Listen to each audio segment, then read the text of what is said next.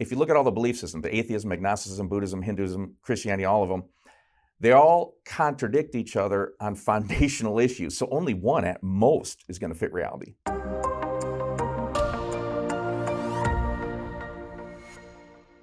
All rise, ladies and gentlemen of the jury. This is an episode of All Rise. It's a podcast and a YouTube series where we talk about objections against and claims in favor of the Christian faith from a legal perspective. I'm Abdu. I'm your host, and I was a trained trial lawyer, practiced law as a trial lawyer, and still licensed as a trial lawyer as well, or as a lawyer as well. And I came to faith through apologetics, a study of the Christian faith from a defense point of view, but also to test whether the claims it makes are actually true.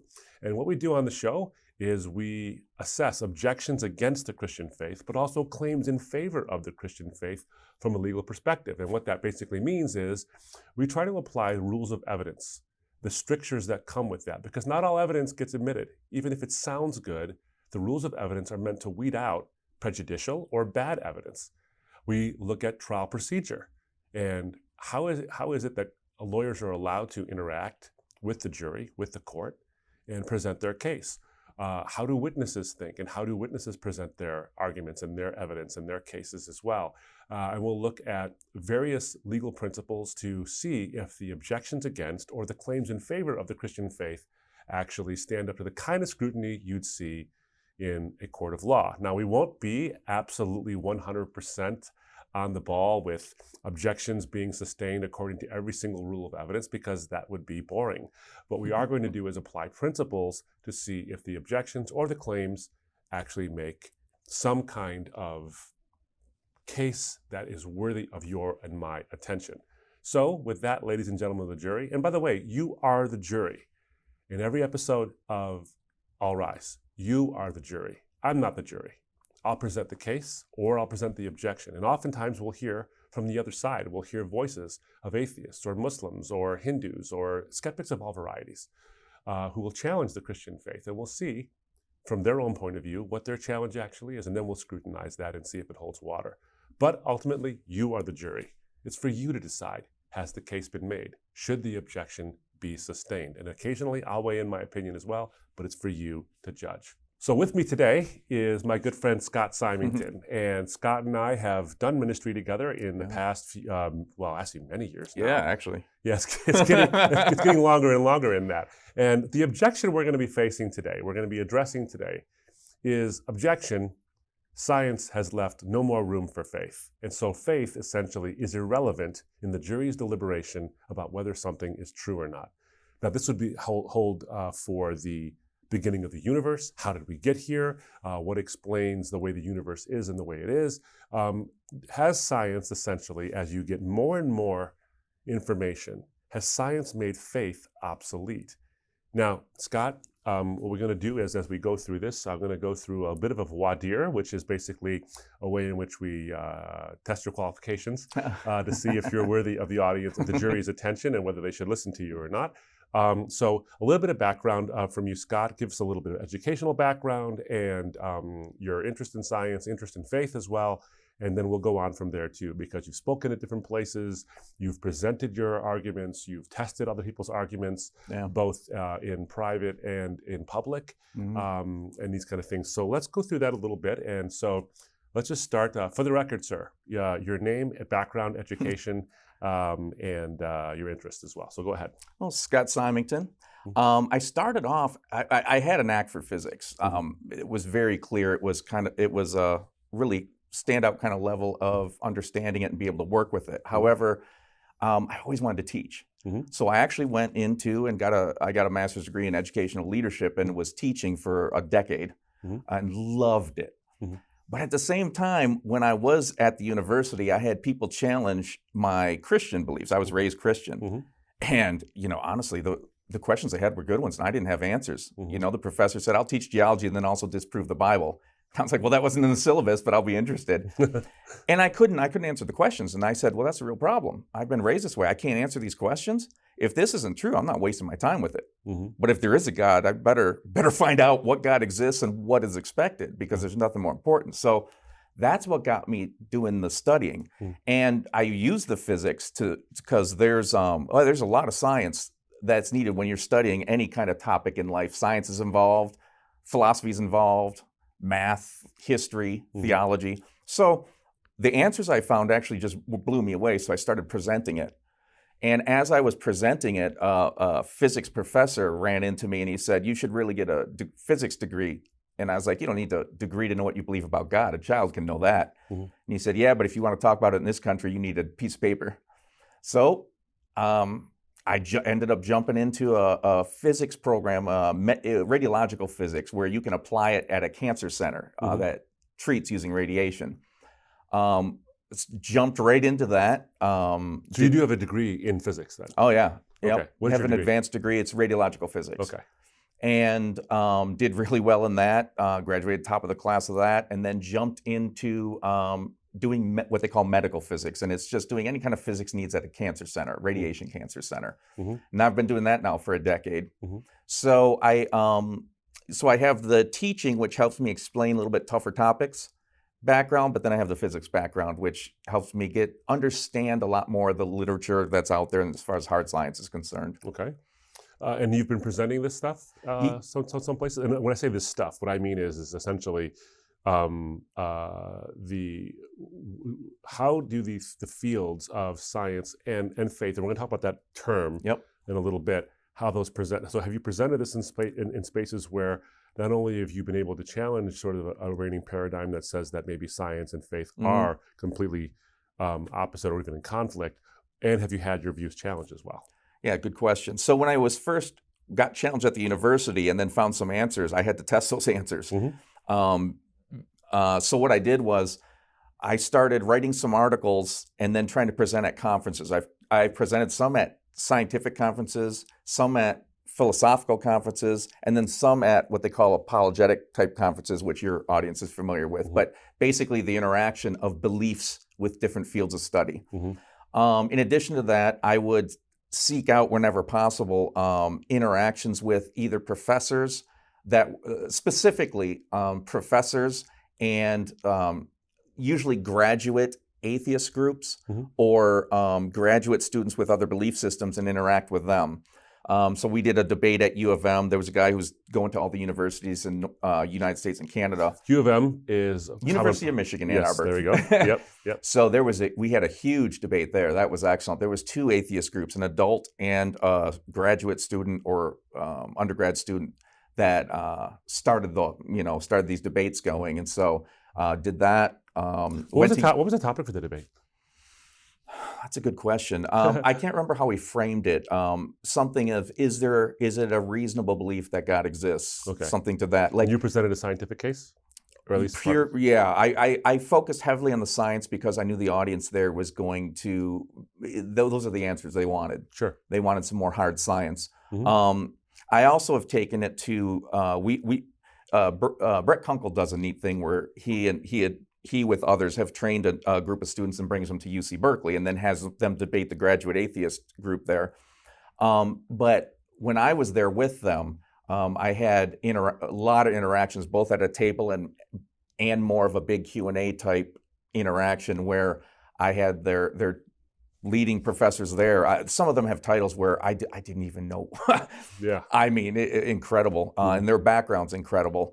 And interacting with them was very instructive as far as how strong the arguments are for Christianity. In fact, I call them now the 5 smooth stones because these arguments have been so gone over, like a river goes over so hardened and solid now.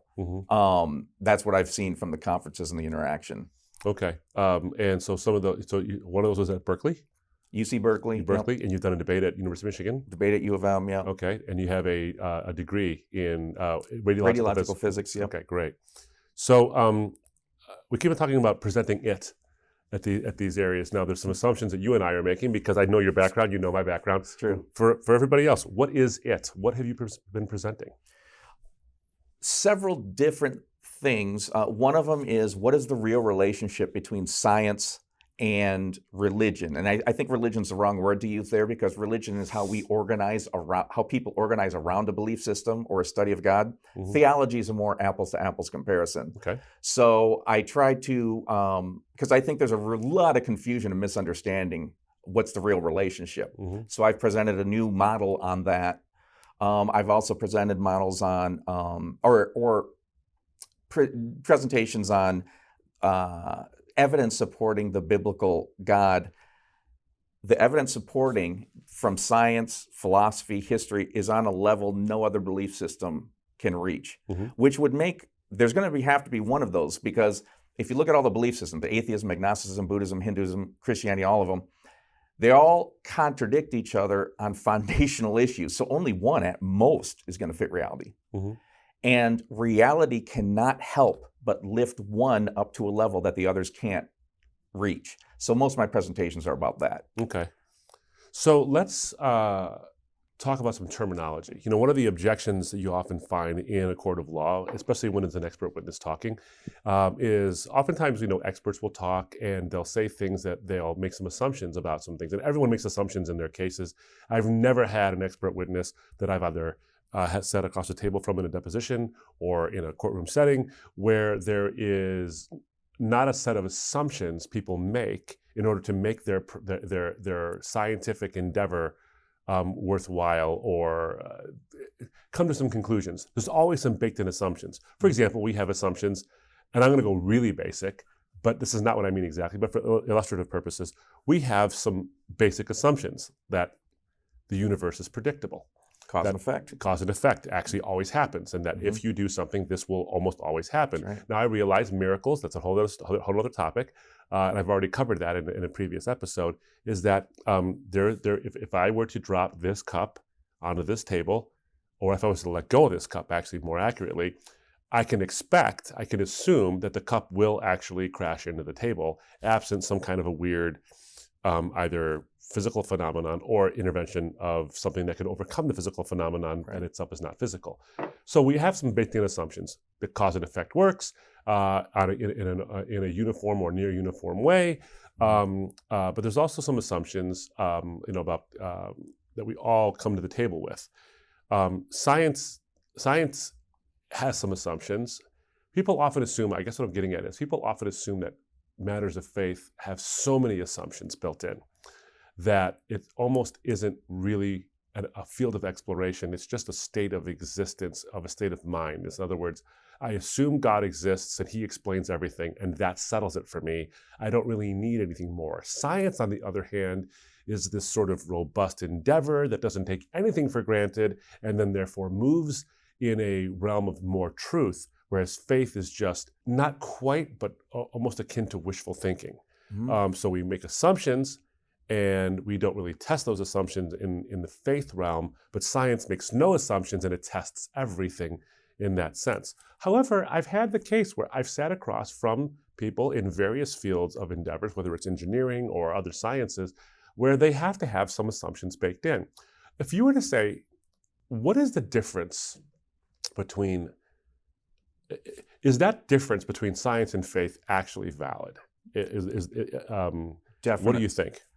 No, it's whoever makes statements like that or claims, I believe in science, not faith, you're talking to someone who either doesn't have a deep enough understanding of science, a deep enough understanding of faith, or an understanding of how they've been interacting through time. Mm-hmm. The problem is people, they're defining faith and understanding faith in the wrong way. Mm-hmm. Let's look at the three basics about faith. Faith has three parts. First part is what you have faith in. That's the object. For example, this chair. Mm-hmm. I have faith in this chair. Mm-hmm. Second part is, what is my faith? What is the substance of my faith? I believe that it'll hold me up. Mm-hmm. And the third part, which is a part of every faith has three parts. The third part is the reasons for the faith. Mm-hmm. Why do I think this will hold me up?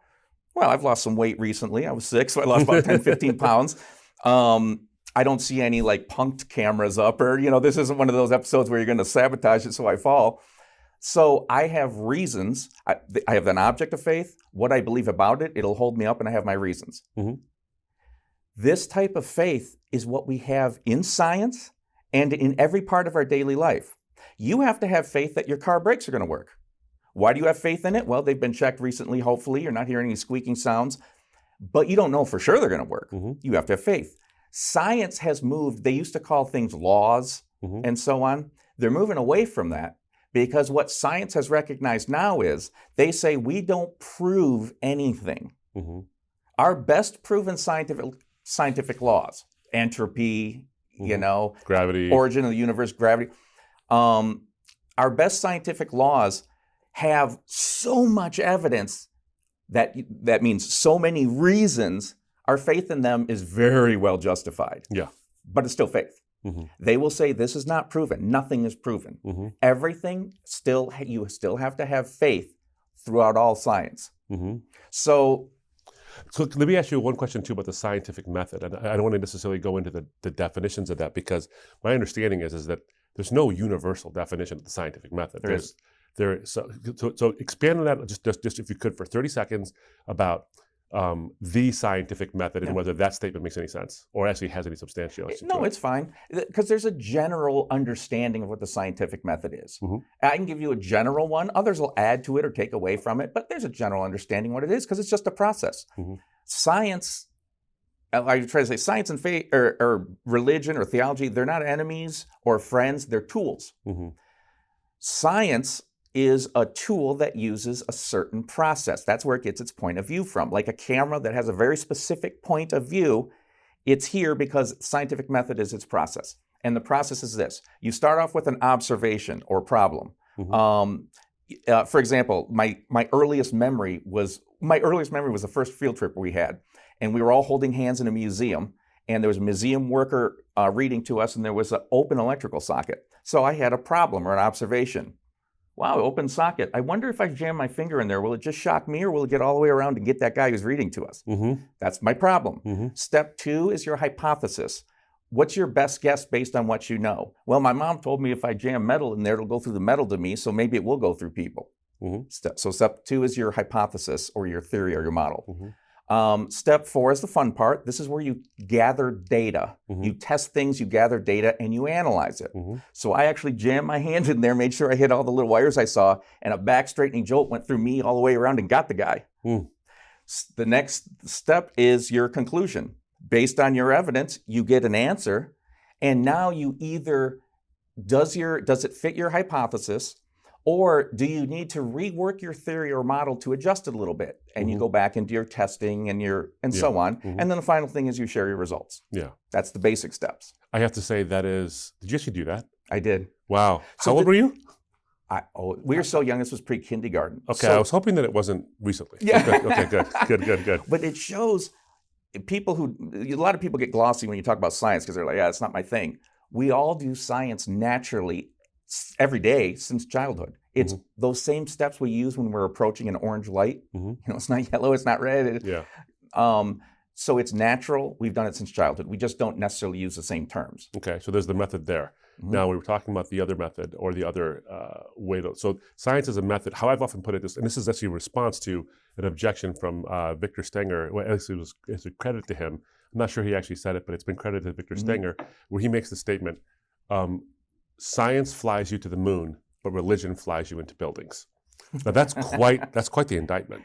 Of course, he's referring to the Twin Towers and 9/11 and all that. It's very catchy and it's very it's the kind of thing that makes you think a little bit, but also creates a visceral reaction. I would object to it as a statement that is more prejudicial than it is probative. In fact, this is a statement of standard of evidence is that something might actually be evidence, but it is more prejudicial than it is probative of the actual thing at hand. Crime scene photos are like this. Sometimes crime scene photos or a gruesome scene in a wrongful death case won't be admitted or won't be admissible into court, even though it's accurate. That's exactly what the scene looks like, because it's so prejudicial. In other words, it's an accurate picture of the way things are, but it's so prejudicial that the jury gets so upset having seen the photos that they want to blame somebody, and it might as well be that guy. They don't think further on it and look at the facts then. So is it probative? The shock value doesn't necessarily, isn't false, but it also makes it sound like because you're so upset now that there's a defendant, and that defendant now it prejudices you against the defendant. So it might be probative, but it's so less probative that it is shocking that you want that defendant to be guilty now, and that it influences the jury. So a statement like that. So let's take that apart for a second, because a statement like that, for example, is science flies you to the moon and religion flies you to buildings. Now, one could say, sure, people who ascribe to a certain religious belief did do that in the name of their religion. And yes, people used science to fly to the moon. They didn't use religion for that. They didn't invoke some kind of incantation of something, and then magically we have Neil Armstrong hopping on the moon and planting a flag in there. So in one sense, it's probative. In another sense, it's prejudicial. In another sense, I think it's just downright false. So how would you, Scott Symington, react to Victor Stenger's objection, science flies you to the moon and religion flies you in the buildings? Exactly what you said, but without all the excellent legal analysis of it.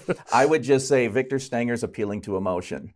And science, and I'm not going to use religion. Again, religion is how people organize around it. Right. Let's use apples to apples. He's being too broad. Religion in general didn't do that. Of course he is. Right. He's lumping them all together, and you can't do that. Yeah. But so science is a method to gain knowledge about reality from a specific perspective, like a camera, and it can see a certain range of info about reality.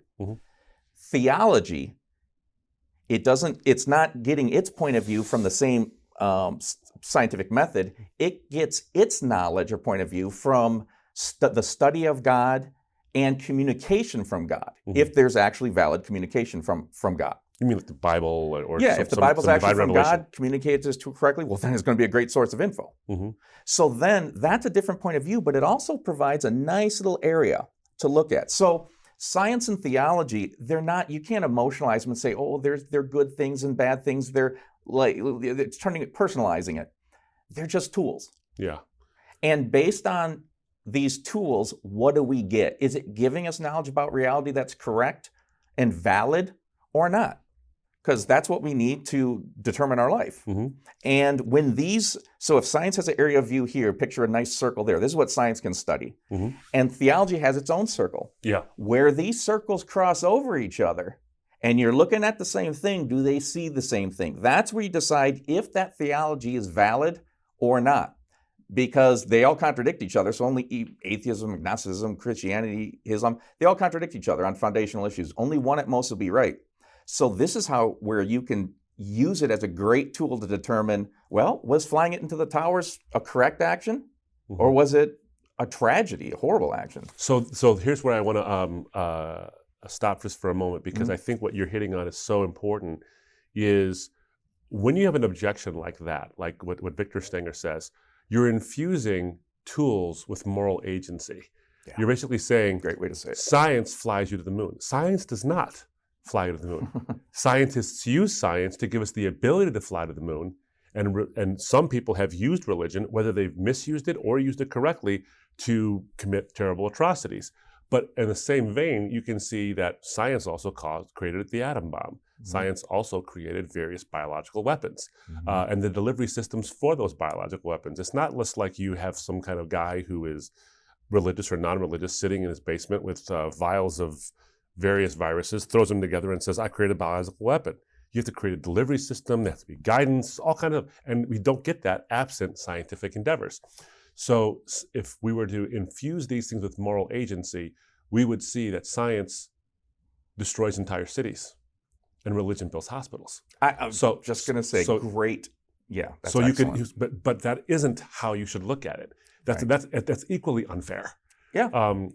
As well, because you're misusing science and you're giving it moral agency. Through the people involved. Right, because as a good friend of both of ours, Frank Turek, has said, science doesn't say things, scientists say things, and they use science to say those things.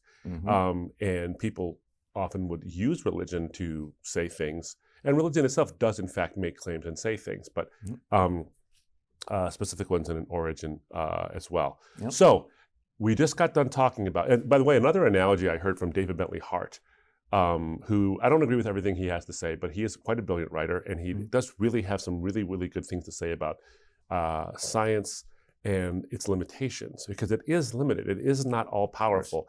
There's a stream of thought called scientism, and you're familiar with it, which is the view essentially that if you can't explain something scientifically, or it can't be measured, or it can't be quantified, or somehow proven through mathematics, then it should be cast to the flames. This is more of a David Hume kind of idea, where David Hume said this. Of course, the problem with that is that that very statement itself is not scientific, and therefore should be cast to the flames.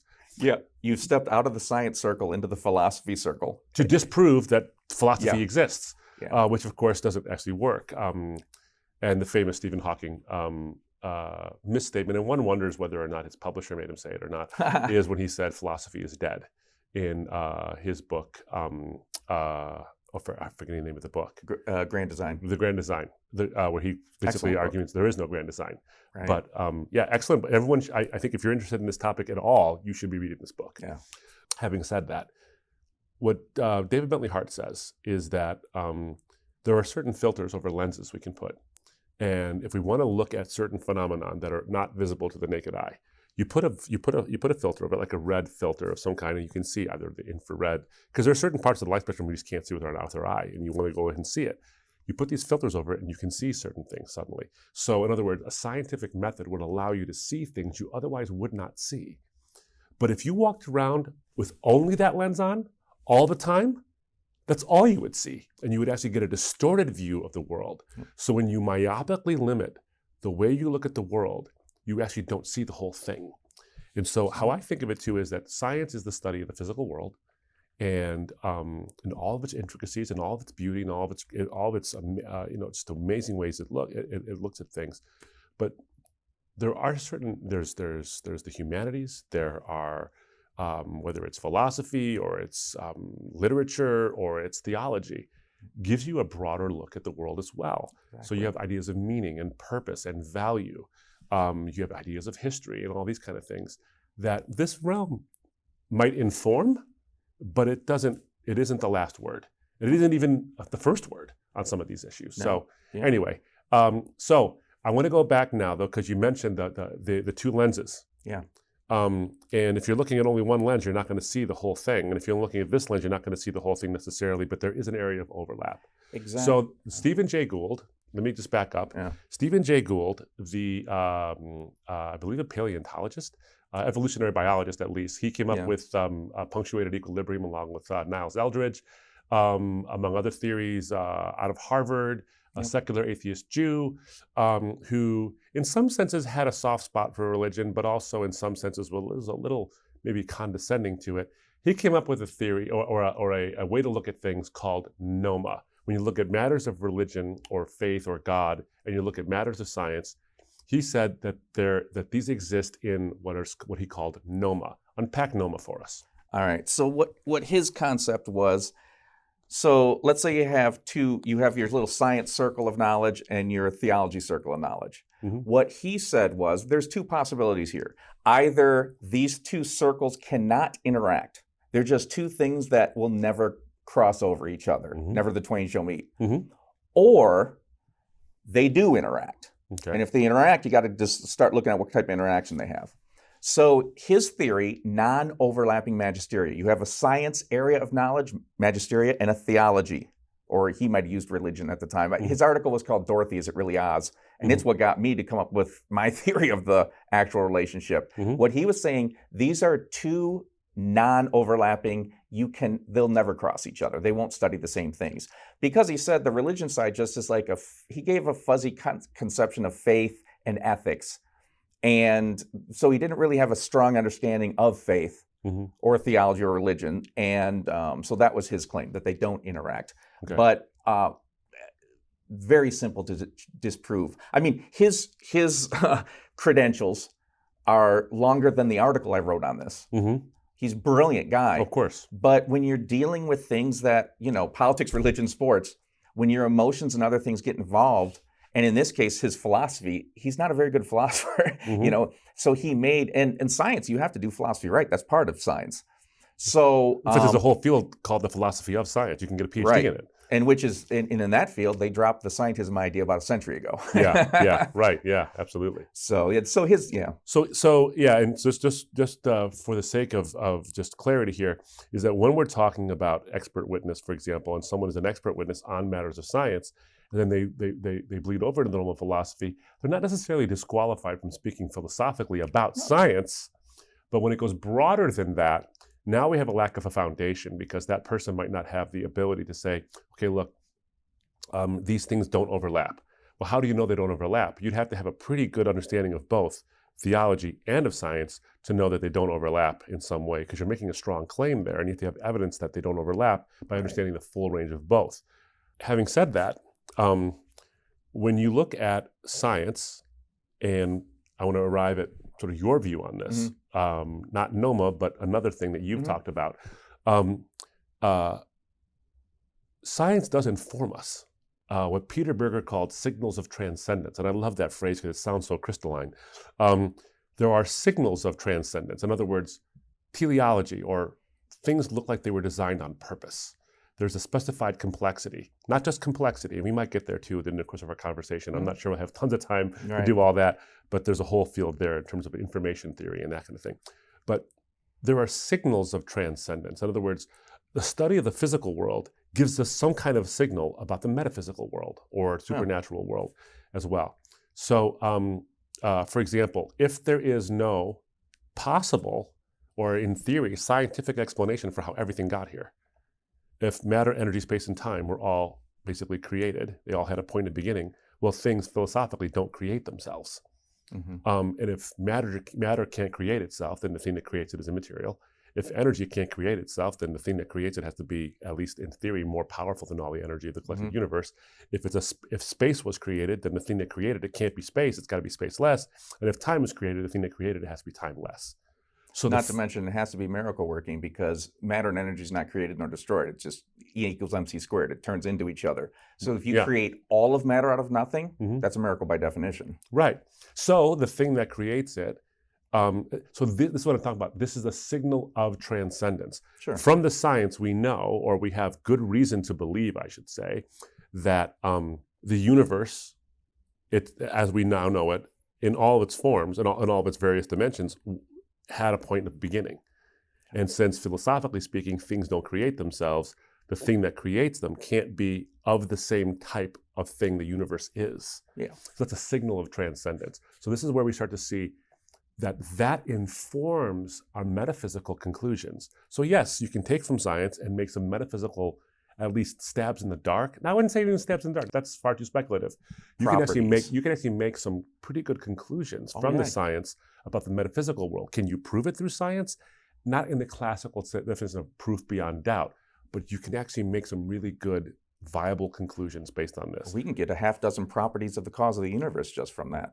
So what you just spoke of, so the circle of science, what science can view, science will be, what's inside this circle is things that you can explain with initial conditions and natural laws.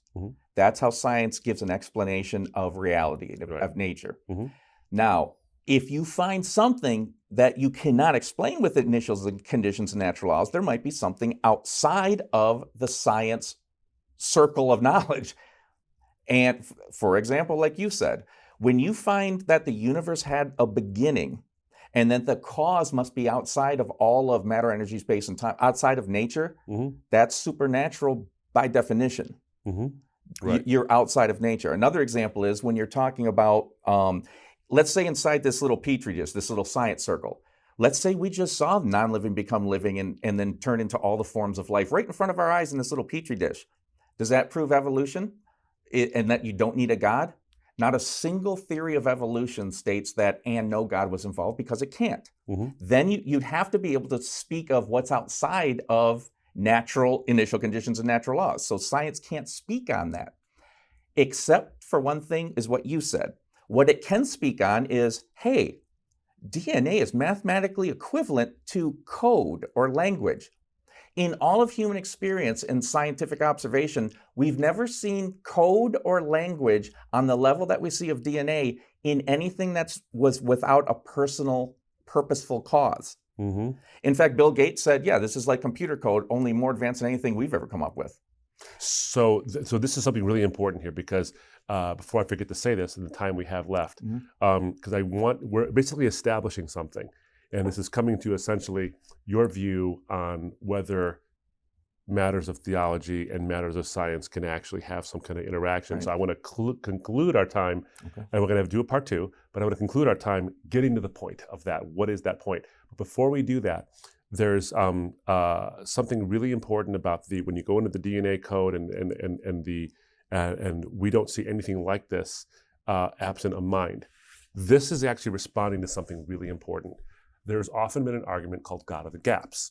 And the God of the gaps argument is that you believe in God because there are gaps in your knowledge. In other words, your belief is not based on observation. It's based on basically either just blind faith, not an observation, or that it's not even a look at what could explain these things. So we used to explain things like lightning was Zeus, Sure. or we used to explain things like tornadoes were the fingers of the gods, or whatever we thought was some kind of a weird explanation because we had supernatural ideas behind these things. And so now we just plug God into the gaps of our knowledge, but behind all that is the assumption that belief in God is essentially based on the unobserved phenomenon of the universe or of the world. And you just hit on something with DNA, is that the extrapolation you've made is not based on the unobserved, but the observed. Oh. So go into that just a little bit longer, and then I want to get to your theory. All right. We are not arguing for the God of the Bible from an absence or a gap in knowledge. We are arguing from the knowledge we have gained through modern science. Right. So it is based on observation. Yeah. The whole idea of faith, you know how it had the 3 parts and reasons is your last one. If you don't have any reasons for your belief, then it is a blind faith. But if you actually believe in the Bible tells you not to have reasons. And if in this case, it's not from a gap in knowledge. We have found things that point directly, uniquely, only to the biblical God. There are properties of the God, biblical God. There's different predictions about what we'd find as far as the origin of the universe and what that cause is like. There's like a dozen of them we can go over. But those were made 3,500 years. And I want to do some of that in part 2. So if you're watching, stay tuned for this part 2. This is a teaser to make you come in and tune in the next one. We're going to go over some of those things in specific. But we're covering the foundational base right now in our conversation. So keep going. Sorry. Well, so the bottom line is we're arguing from what we have found, and it points uniquely to the Christian worldview and against all the competing claims. Okay. And we'll get there again in part 2. So having said all that, laid quite a bit of foundation for what we're talking about here, that NOMA, non-overlapping magisteria, the magisteria being science and the other one being religion or theology or whatever it is, that these don't overlap. What you've been pointing to is that they do in a very important and functional way. A testable way. So there are various ways to look at this. So your idea is something different called STOMA. Unpack that for us. All right. So it stands for, it's a play off NOMA, symbiotic, trending, overlapping magisteria. Okay. What the claim is, and the symbiotic part, John Clayton came up with this decades ago. Okay. And Hugh Ross and others have used it too. But so what it's basically saying is, if there is interaction, and it's super easy to show that these two do overlap. If there's overlapping, there's only 4 possible ways that they can interact, and it's on a continuum of agreement. Way it to the one end is no agreement. They completely conflict. This would be where when science advances, is actually showing that this religion is more and more false as time goes on, because where they interact, science shows to be accurate and this religion showed to be false. That's going to happen because all the different belief systems contradict each other, including atheism and agnosticism. So that's one end. At the other end is the completely overlapping magisteria, where they say God's knowledge and science will completely overlap. But we're not coming from that perspective. We can go into that more because that came up at one of the conferences. Yeah. There's something called complex contextualized interaction, where it says because human emotions and humans are involved, even a belief system that overlaps with science, and they're both shown to that, and it's an accurate belief system, whether it's atheism or Christianity or Islam or whatever, Even an accurate belief system will have apparent conflicts because you have people involved in emotions and bad science and bad theology. The Galileo is an example. Galileo and the church that was persecuting him both believed in the same Bible, but there was some interpretation and extrapolation. And some big egos. That too. Because that history is a little bit less, a little more complex than the grade books tell you that's when, a fun you're one. when you're in elementary school. So mine is kind of in between. We're not at the point of completely overlapping, but if you look at, and you have to look at each belief system different. So you have science and you have each different belief system giving their own view. You have to look at them separately. When you look at science and Christianity, I say that they're symbiotic, and you see that in biology, like the clownfish and the sea anemone. They mutually benefit and support each other where they interact. Now, where there'll be apparent conflicts, like Galileo, sure, people are involved. However, the trending part, this is what's important. When you look at the interaction of Christian study, Christian beliefs, and science as time goes on, you can find in science, we'll use for example, a trending upwards of agreement as time goes on. Because reality will only support one, because all the different belief systems contradict, only one will fit realities, and reality can't help but lifting that one up in support. So over time, it will trend upwards in support. I can show you, for example, the graph of fine-tuning of the universe. That has a very clear trend line based on all the scientific articles written. So we're going to start with that in the next part together. One thing about the trending part, though, just so I can get that in, so you can then react to it. The trending part is because people are involved. You have perspectives, personal perspectives, opinions, biases, and emotions. Trends overwhelm all of that because trends don't really care what different people believe. Over time, you're going to see a trend line going up like this for the accurate belief system as far as, like, if here's time and this axis is agreement, you'll see a trend line up with an accurate belief system, and this is exactly what you see with Christianity and science, and you see a trend down with every other belief system, including atheism and science. And my theory goes not just with science, but the same interaction you'll see with mathematics, philosophy, history, archaeology, anything that can be applied to a theology, a belief system. I see. So we have the trending part is more of a, I'd say that's more of a Scott Symington like contribution to this whole thing. Do you see other folks talking about this? It's the only thing I've added. I've studied, there's only really 6 general possible interactions between science and theology, and I felt all of them were missing something. Complex contextualize was the closest to hitting it, but it missed the trending part. So the trending was the one part that I added. Okay, I see. But I think it's vital because it explains what every other one cannot explain. So let me end with a story from you that you and you shared with me before, and we shared it before we even got on, is where you contributed, and I think artfully so and helpfully so. And in fact, the person you shared this with, who is an expert, actually said, "Hey, you're right." About the completely overlapping magisteria, or the coma sort of model, where everything Christian theology says would naturally completely overlap over science. And I get why this person was saying that, and you'll say who it was in a second. And then you contribute to say, hey, but wait a minute, there's a different perspective to look at this for. And that was, I think, a very fair way to do it. So tell us the story about how when you presented STOMA, symbiotic trending overlapping magisteria, to an expert who talks about coma. Go ahead and tell us that story. Yeah, when you talk about, credentials, William Dembski, he's a brilliant guy. I've had conversations with him. He's just brilliant.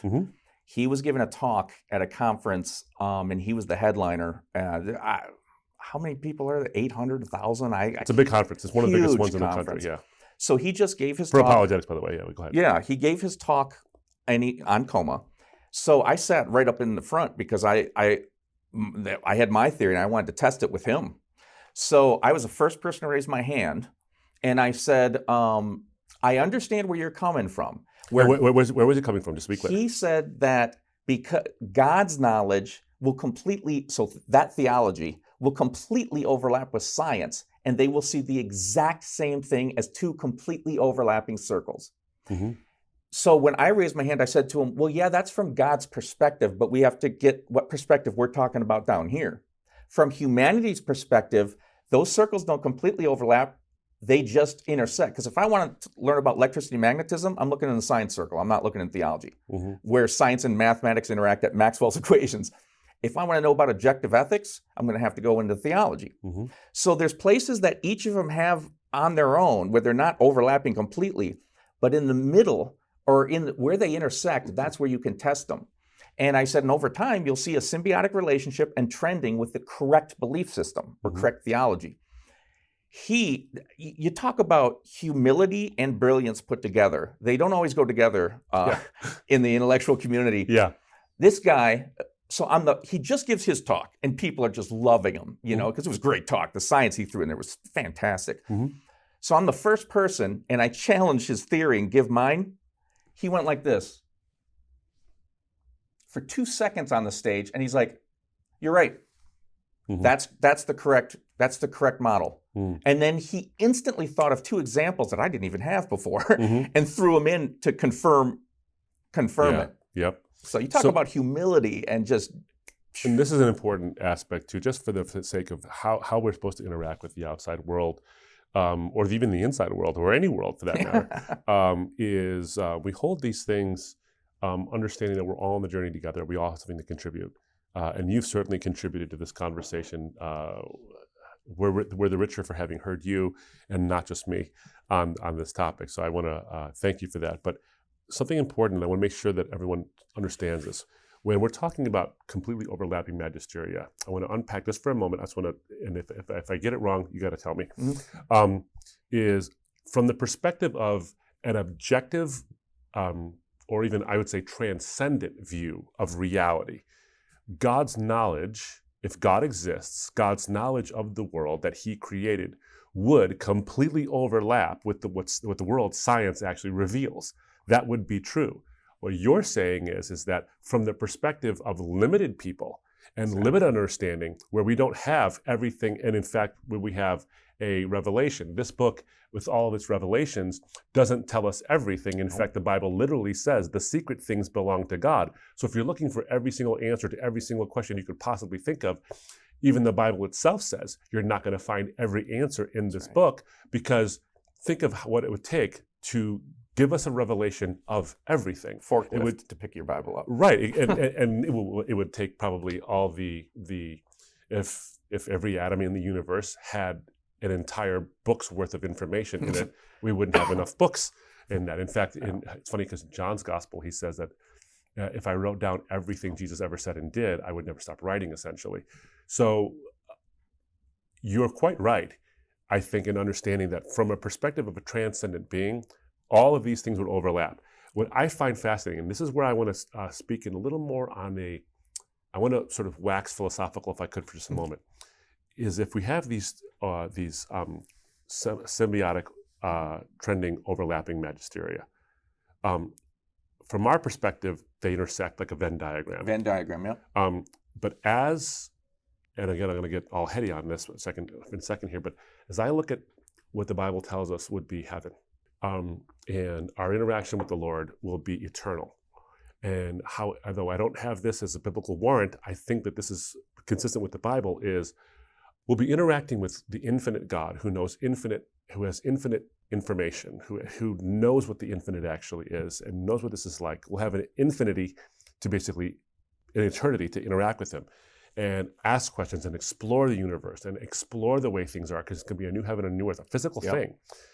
I find that what Bill Debsky's talking about, we will asymptotically get those things overlapped over time. Yeah. So we're never going to know all of it because we're never going to be God. Never.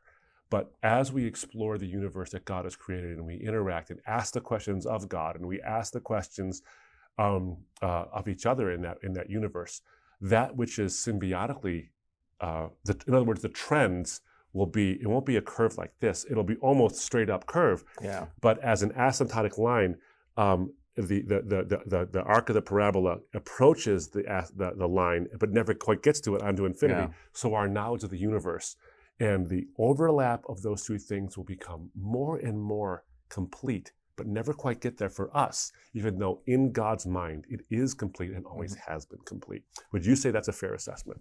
I think that's excellent.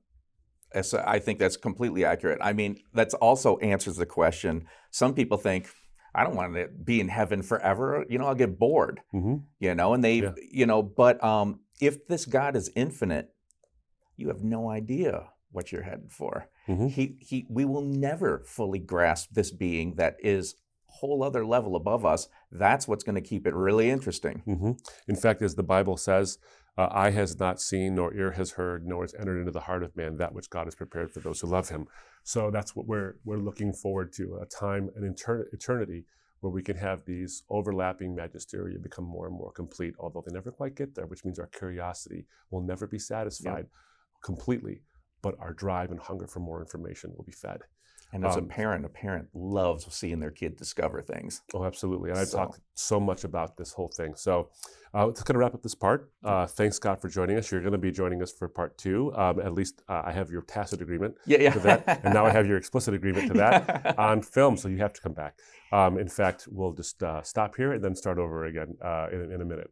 Well, ladies and gentlemen of the jury, you have been a part of this episode of All Rise. And as we conclude, I'd just like to ask you to think about a lot of the heady topics we talked about today, but they're important. So before you get into the next episode, spend some time going over this one again. And we covered a lot of ground in a short amount of time, and there's so much more ground we could have covered and we didn't. And there's some objections you might have, or some objections you've heard. Hopefully in the next episode, we'll actually cover those. But hopefully you've seen that there is an intelligent case to be made that science and faith are symbiotic, and they're trending towards each other in a way that is uniquely, and hopefully we'll establish in the next episode, uniquely pointing to the God of the Bible. So my guest has been Scott Symington. Scott, thanks again for being on the show. And until next time, ladies and gentlemen, the defense rests. We can all rise as we leave the building. And you, the jury, have it in your hands. Until next time.